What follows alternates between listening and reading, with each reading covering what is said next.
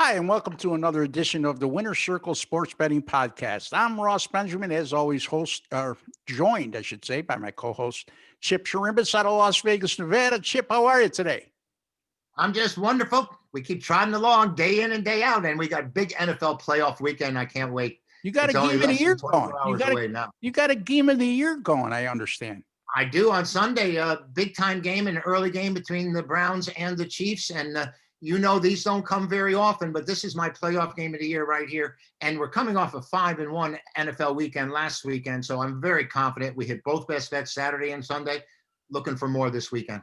Sounds good. It's you can find those at chipwins.com. Chipwins.com. You can find my plays, rbwins.com. On a real good roll in basketball, folks, right now. 17-10 with my last 27 in college basketball, 2-0 in college basketball last night, including a 10-star top play on Utah State Aggies as they crushed San Diego State. I also had USC minus 14, who won by 30 over Washington. That's rbwins.com. And again, Chip's NFL playoff game of the year or game of the year? Yeah, it's my playoff game of the year. Playoff game of the year on Sunday. And you can get that at chipwins.com. Speaking of Sunday, we're going to discuss those two games, the Cleveland Browns at the Kansas City Chiefs and the Tampa Bay Bucks at the New Orleans Saints. Let's start with Cleveland and Kansas City, Chip. 3:05 p.m. Eastern time kickoff. Kansas City opened at 10. They are 10. Some spots 9.5. The total went from 56 to 57. No surprise there because the general public's always going to bet Kansas City over. Any chance they get, especially at home. So Cleveland coming off that upset win last week, and they got over that bugaboo, not only making the playoffs, winning the playoff game, and winning for the first time in 18 years at Pittsburgh, 17 years, a long time, whatever it is.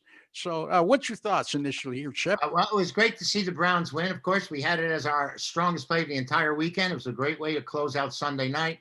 And, this team went 0-16 a number of years ago, so it's good to see them in the playoffs. It really is. But they're up against a juggernaut right here. We're talking about Kansas City.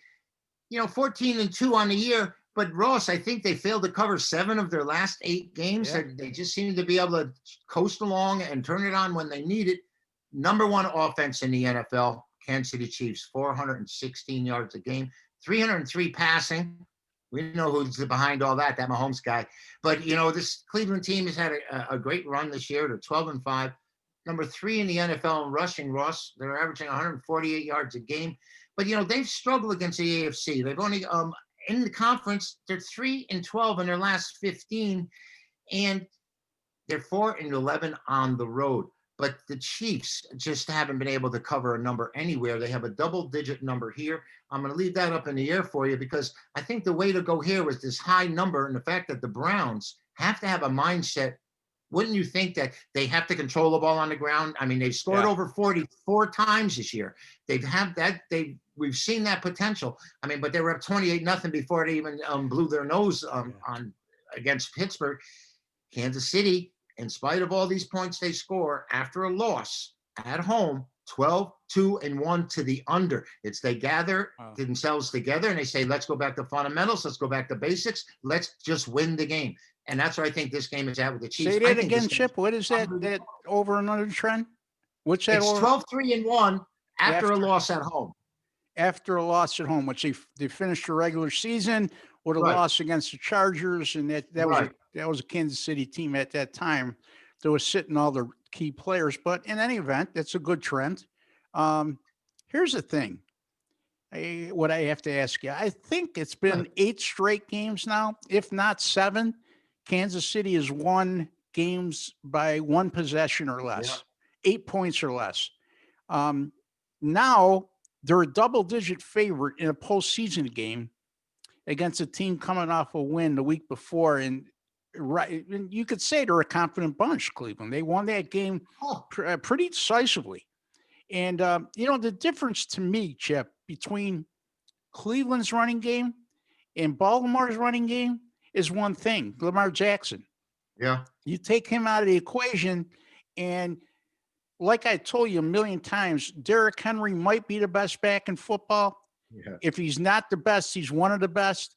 But the combination of Kareem Hunt and Nick Chubb, to me, are the best 1-2 punch in all the NFL. In Yeah. Kansas City, he has given up yards on the ground. The big X factor here is going to be Baker Mayfield. If he could stay away from those mistakes to give the Chiefs a short field or critical errors when they're driving for a score, I think Cleveland can hang with this team. I'm just interested. Why again, make a case for me why Kansas City can cover this game at 10 when Well, based on what I just said. well, because of the explosiveness of the Chiefs, who really haven't applied themselves as needed. I think they had such a comfortable lead the whole season in the division. They were never threatened whatsoever, and anytime they went out there, if in my mindset, I don't think they had to come from behind in too many of these games where they had the No, non-covers. they were like wire to wire a lot. Right. They had the lead, but they may have let a score in at the end in a back door, or they had close games and they might have scored, but they're prohibited favorites too, for the most part. Yeah. But you mentioned before, and we've talked about this during the season, about double-digit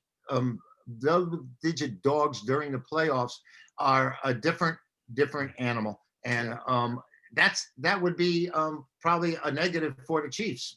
Yeah, the only thing I would say is double-digit dogs, mostly at home, are lights Right. out. As a matter of fact, now I believe after last weekend, double-digit dogs in the NFL are now 29-15 against the spread since 1980. Okay. Okay, but that's home underdogs. Okay, so Right. as far as road underdogs, I think it's more of a 50-50 thing. Well, Chip? we had a huge current trend that went down last week with the Raven game and the playoff home dog there, with the Tennessee getting the points at home, Yes, and yes. that got upended. So these trends aren't 100%. Like No, if but something's 24-12, it's still you still got to hit a 33% see, chance. and to me, I would have thought that, and you were I was on the other side of you, unfortunately for myself. But I would have thought that Tennessee would be the stronger home dog based on them being the quality team playing at home. And then Washington actually grew to plus 10 as a closing line. So a Yeah. lot of people actually cashed in with the football Right. team There it was. at plus Yep. 10. So, and I would have thought, they don't deserve to be there. They're 7-9. Tampa Bay is playing awfully well, but to their credit, that Taylor Heineke played a Well, hell of a game, didn't he, Chip? and don't you? I'm looking at it. I'm saying they had a kid that started the season who got cut, just outright cut, and this kid they signed him 4 weeks ago was bagging groceries or whatever, But he was taking and online he's come out and classes. they think he's a player. I mean, you And saw you that think Chase he's Young a bag boy. You think he's a Yeah, bag boy. he's a player. As long as he's not a bag man, we'll be all right. All right. So anyway, any more thoughts on this one? High scoring or No, low I scoring? can't wait for it to kick off, and I hope you guys all come in on it because it is my division game of the year. Okay, well, there you go. Cleveland and Kansas City will be the game of the year. Divisional round playoff game of the year. Is that what you're telling me? Yes, Or just playoff game round. of the year? Divisional round. And Okay. really, after this week, there is no division. It'll be the championship game of the year next week. Yeah, well, So, there you go. Every game's a game of the year. Anyway, well, at least it gets through my mind. It's like that. You want them to win so bad. Tampa Bay at New Orleans, third matchup of the season between these two teams. The old adage is, it's hard to beat a team 3 times in a year, especially when that happens, you're facing them at playoff time. So it only stands to reason. And when that happens, you're facing a division opponent as well. Yeah. Here we are. New Orleans, the 2 games they played. Tampa Bay opened up the season 34-23 win at home over the Bucs, and then go on the road and just demolish Tampa Bay 38-3. So now, despite those 2 wins, despite New Orleans playing at home and Tampa on the road, New Orleans only a 3-point favorite. And the total in this game right now, it opened at 51.5. It's 52. And what do you think?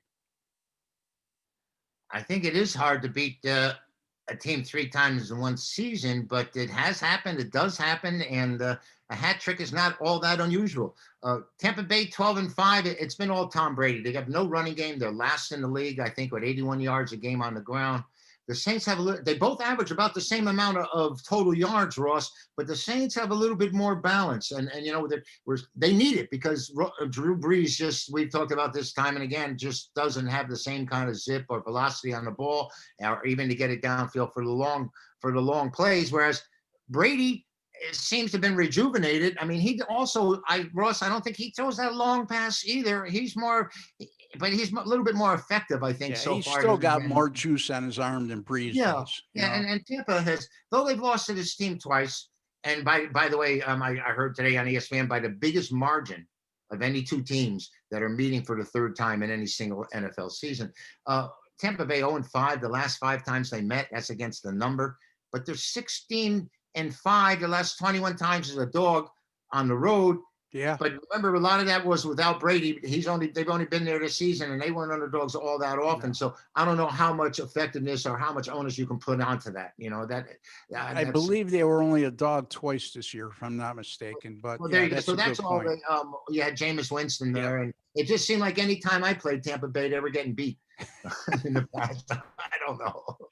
Oh boy! The glass is not half full; it's half empty today. Well, just that team, it just seems like it had been that way. I mean, we talked about you got at least 10 teams and 5 quarterbacks to kill you all the time. So yeah, I think so. I think you ought to write a book on that, and everybody else ought to follow it. So, and here's my thing. Okay, interesting here. Since 2017, Tampa Bay as an away underdog of 6 or less. In their last 13 since 2017, 13 overs and no unders. The New Orleans Saints since 2015, and again, same coaching staff, same quarterback, which is a big thing for me, right, Chip, when I talk about trends? No, absolutely. New Orleans as a home favorite of 6 or less, 18-5 to the over. So let me repeat that. Yeah. Tampa Bay is an away underdog of 6 or less since 2017, 13-0 to the over in the last 13 in that situation. And then New Orleans as a home favorite of -6 or less under this current coaching staff with the same quarterback. Well, maybe not the same quarterback all the time because Breeze has been hurt a couple times, 18-5 to the over. Now, keep this in mind, like Chip just alluded to, Tampa Bay hasn't been an underdog that much this year. No. I think twice, like I said. But the New Orleans thing catches my eye. And you know what, Chip? If you look at Tampa Bay, ever since they got embarrassed against New Orleans, 38-3, that offense has been a juggernaut. Well, I was embarrassed as well with that game because I gave them out that night, and that was really disgusting. You're all full of positive news today. Oh, you know what? I got to humble myself once in a while, no? Don't you think? My thoughts are these teams both have outstanding defenses, 2 of the top defenses in the league, and that's probably why they're here facing each other. They're both very good against the run, Chip. Right, exactly. And if you're stopping Tampa's run, you're not stopping much because they don't have much. If you stop New Orleans' run, you're doing something because it's more balanced. They have they would lose more effectively. Yeah.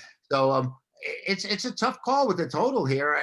I think what you said is making me think it's supposed to go over, and yet at 51, I'm not so sure. Well, and again, the public's betting you over too. You know what I mean? Yeah. You got Brady and Breeze. Yeah. Play football, Ross. You know how things get tighter. You know? Yeah. So anyway, let's get to a free pick, Chip. Okay. You have a free pick for the folks on Sunday? Yeah, I do. I'm going to play this Tampa New Orleans game under the total. Even in spite of all those trends, those things you said, I just think that their defenses in the playoffs come to play, and Tampa's going to have trouble running the ball. I think we can pretty much be sure of that. So Brady, he's going to have to rely on his passes. He's not passing the ball downfield, Ross. He's throwing the ball dinks and dabs here, left and right, trying to maintain possession and gain first downs. And I see this game going under the total. 2 great offenses, but 2 really good defenses as well.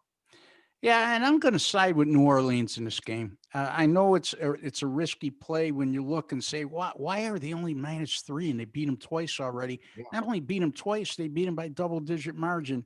I did a little bit of a research on my trusty 4D database and wanted to know how a team does as a home favorite after they beat a team twice during the regular season. Of course, it has to be the same division game. Right. And I was, lo and behold, I was surprised to see how good the home favorites do that have already knocked off their opponent twice during the regular season. So I'm going to go with New Orleans. Not a huge play. It's going to be a free pick. I'm probably not going to give it out for sale, but my free pick for Sunday, January 17th, will be the New Orleans Saints -3 over Tampa Bay. And Chipper likes Tampa Bay and New Orleans over 52. Chipper, final thoughts.